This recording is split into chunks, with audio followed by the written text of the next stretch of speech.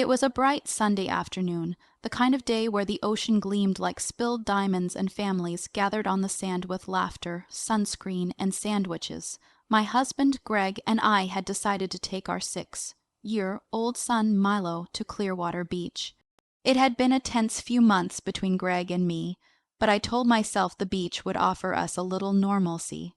Sunshine could sometimes do what words couldn't. We laid out our towels and took turns swimming with Milo.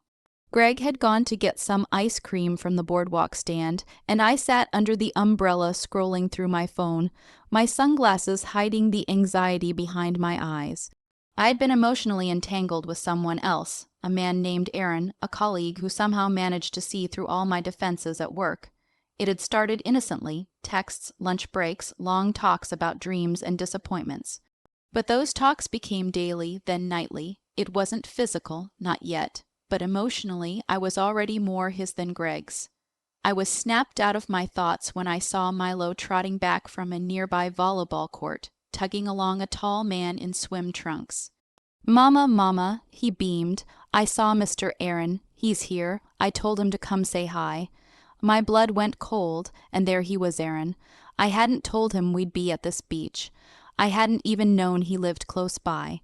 But there he stood, awkward and frozen, as Milo pulled on his hand, right in front of me. Greg had just returned, 2 cones in his hands, and stopped short at the sight. "Oh, who's this?" Greg asked, masking suspicion with politeness.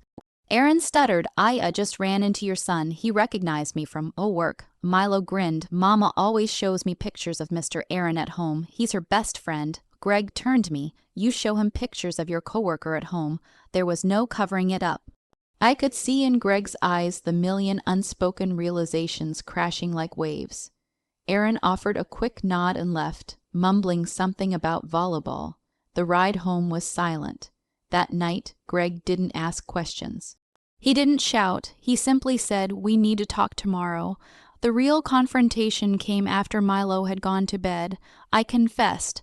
About the emotional affair, the late-night texts, the fantasies of something I felt I was missing. I tried to explain, though I knew explanations rarely fix betrayal. Greg sat quietly, more hurt than angry. "I trusted you," he finally said. "I thought we were just going through a phase." We decided to try counseling, not for reconciliation at first, but for understanding. Greg wanted to know how it started. I wanted to know why I felt so unseen in my marriage that someone else's attention felt like oxygen. There were tears, accusations, even a brief separation. The truth is, infidelity isn't always physical. Sometimes it's the quiet messages at midnight, the inside jokes, the emotional refuge built outside your home. And sometimes it takes the pure honesty of a child, like my son unknowingly inviting Aaron over to shatter the illusion and force everything into the open. It's been a year since that day at the beach. We're still a family, but a different one. Greg and I chose to rebuild slowly. I cut all contact with Aaron. The road back to trust has been brutal, but real. And every time we go to the beach now, I look at the shoreline not as the place where everything broke, but where everything began again, with painful truth, with forgiveness, and with a little boy who saw nothing wrong in bringing 2 people he loved together. The day was supposed to be simple, just a quiet family outing to the beach, sunlight, the sound of waves, and maybe a brief reprieve from the heaviness that had started to quietly seep into the walls of their home. She had been holding it together for months, smiling in the right places, playing the part of the dutiful wife and mother, while her emotional world grew increasingly complex, knotted, and confusing. The beach was meant to be a distraction, but sometimes the universe has a twisted sense of timing. It began with Milo, their 6-year-old son, bright-eyed, chatty, and blissfully unaware of the intricate web of unspoken tension between his parents. Children have this pure ability to see the world as it is presented to them. No filters, no second guessing. So when he saw the man he recognized from the pictures on his mother's phone, the man she laughed about and mentioned in passing with a softness she didn't use with his father anymore, he did what any child would do. He ran straight to him and brought him over. "Mama, Mama, look, it's Mr. Aaron." She froze. In that one moment her world tilted. Her pulse pounded in her ears as she saw her son tugging along Aaron. Her colleague, her emotional escape, her secret. He wasn't supposed to be here. He wasn't part of the plan, not in that place, not in that moment. But Milo's voice was bright, unburdened by the implications of what he'd done. To him, it was a happy coincidence. To her, it was the unraveling of everything she'd worked so hard to keep hidden. Aaron looked equally stunned. He hadn't known the family would be there. He hadn't expected to be pulled by the hand of a child he had never met, only heard about in quiet conversations and wistful what-ifs.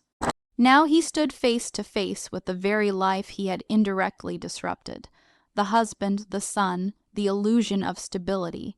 Greg, her husband, approached, holding ice cream cones and trying to make sense of what he was seeing. He wasn't the confrontational type. He watched more than he spoke. But that day, the look on his face changed as he watched Aaron and heard Milo's innocent, damning words. "Mama always shows me pictures of Mr. Aaron at home. He's her best friend." That single sentence cracked open months of doubt. Her heart sank. There was no way to explain it quickly, no way to cover it up with excuses that would satisfy the hurt beginning to show in Greg's eyes. His mouth twitched into a tight, polite smile as he greeted Aaron, but his eyes betrayed him. They were searching, analyzing, remembering. Every late night she brushed off, every text message she flinched over, every vague explanation. Suddenly, it all made sense to him. That night, after they returned home, she couldn't breathe properly. Guilt mixed with fear. Regret wove itself through her thoughts like barbed wire. She had never meant for Milo to be part of this. He had simply connected dots the adults were too afraid to touch. Greg didn't yell. He didn't accuse her with anger. It was worse than that. He was quiet, staring at her like someone trying to find the truth in a person they no longer recognized. The emotional affair, something she once told herself didn't count, because they never crossed physical lines, suddenly felt like a full betrayal. And now, with their son unknowingly exposing it, it wasn't a private guilt anymore. It was a wound shared by everyone in that house. It was Milo's innocence that forced the truth into the open. It was his complete trust in his mother that made the betrayal sting sharper than any confrontation ever could.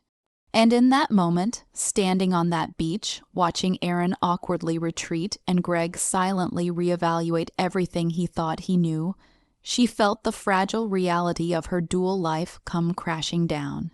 She had been living in two emotional homes, one built on duty, history, and quiet pain, and the other on shared dreams, late-night intimacy, and borrowed comfort. But Milo, in his sweet and unfiltered way, had unknowingly kicked the door wide open. There's a kind of heartbreak that comes from being exposed not by malice, but by love, and that's exactly what her son did. He didn't mean to destroy anything. He simply tried to bring two people together, because in his world, love meant connection, not secrets. After that beach day, silence settled over the house like fog, thick, suffocating, and impossible to ignore. Greg didn't bring it up that night. He tucked Milo into bed, kissed his forehead, and sat at the edge of their marital bed for a long time, facing the wall. She didn't know whether to speak first or let the silence speak for her. She stared at the ceiling, blinking back tears that refused to fall. Her chest was heavy with the weight of being found out, not just by Greg, but by herself. What Aaron gave her was never just attention. It was understanding, presence. He noticed when her tone changed at work, asked about her childhood in ways Greg hadn't in years, remembered little things she never had to repeat. They hadn't slept together, but the lines had blurred a long time ago. Emotionally, she was all in. Every good morning text from Aaron felt like being chosen. Every late night message felt like permission to exist outside the suffocating familiarity of marriage. Greg had once been like that, curious, attentive, but somewhere between mortgage payments, sleep training, and job promotions, they became quiet partners in logistics. They were functional, they co-parented well. But her laughter didn't sound the same with him anymore. It didn't echo like it used to, and maybe that was why Aaron's attention felt like oxygen. It reminded her of a version of herself she had forgotten existed. But what Greg represented was deeper than excitement. He was history, shared grief over a miscarriage, the man who paced outside the hospital room during Milo's birth, the one who watched her mother slowly die from cancer and held her hand through every chemo appointment. He was her anchor, even when they had drifted apart. Leaving that would mean tearing apart a foundation built over a decade, just for the thrill of being understood by someone new. So she sat in that silence, torn between emotional fulfillment and family stability. Greg broke the quiet the next morning. His voice didn't tremble, he wasn't cruel. He simply asked, "Did you love him?" She couldn't lie. "I don't know. Maybe not the way I love you, but I felt seen, I felt alive." That hurt him more than anything. Not that she might have kissed someone, but that someone else had access to her soul, that someone else held her laughter, her fears, her dreams. He felt replaced, emotionally exiled from the person he used to know. "I thought we were just tired," he whispered. "I thought we were going through a rough patch, but you went looking for something I didn't know I'd lost." That became the hardest part. Emotional infidelity didn't come with lipstick stains or hotel receipts. It came with long pauses before answering a text. It came with late showers and passwords changed for privacy. It came with emotional energy being rerouted to someone outside the home. And when that happened, the partner left behind didn't even realize the slow erosion until it was too late. They started therapy. At first, not to repair the marriage, but to untangle the emotions, to ask the uncomfortable questions. Could she let go of Aaron without resenting Greg? Could Greg forgive a betrayal that didn't leave physical evidence but left emotional scars? Could they rebuild trust without pretending it never happened? She deleted Aaron's number. She blocked him on everything. She didn't do it to prove anything to Greg, but because she needed to reclaim her emotional self. For months she had been living two emotional lives, smiling at dinner with Greg, then texting Aaron under the covers. The guilt was corrosive. She hadn't realized how much of herself she had given away until she tried to pull it back. Greg struggled too. Some days he was kind, other days he couldn't look at her without flinching. He didn't want to compete with a ghost, an emotional version of her he no longer recognized, but he stayed. Not out of obligation, because part of him still believed in what they had. He didn't want their story to end at a beach. Milo, thankfully, remained oblivious to him. The world still made sense. He still crawled into their bed during thunderstorms. Still asked for bedtime stories, but she couldn't forget the way his innocence had uncovered her duplicity. Every time she tucked him in, she felt both gratitude and shame. Gratitude that he was too young to understand. Shame that his voice, sweet, unknowing, had triggered the collapse of her hidden life. She chose to fight for her family not out of guilt, but because emotional entanglement, no matter how intoxicating, could not replace the quiet strength of shared history. But even now, sometimes, she missed the way Aaron made her feel, and she hated herself for it, because that's the truth no one talks about. You can choose your family, choose repair, and still grieve the emotional fantasy you gave up.